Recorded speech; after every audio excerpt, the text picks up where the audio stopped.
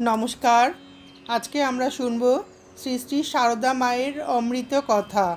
মাতা ঠাকুরানী, স্বামী বিবেকানন্দ ও স্বামী ব্রহ্মানন্দের দৃষ্টিতে। লিখেছেন স্বামী পূর্ণাত্মানন্দজি।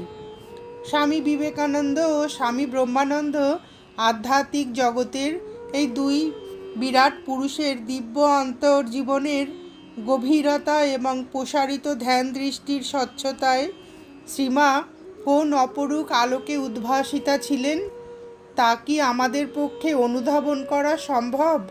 তবুও শ্রী শ্রী মায়ের সঙ্গে তার এই দুই প্রিয় সন্তানের সম্পর্ক সংবাদ, শ্রী মায়ের প্রসঙ্গে তাদের নানা উক্তি ও আচরণ আমাদের মাতৃ অনুধ্যানে পরম সহায়ক।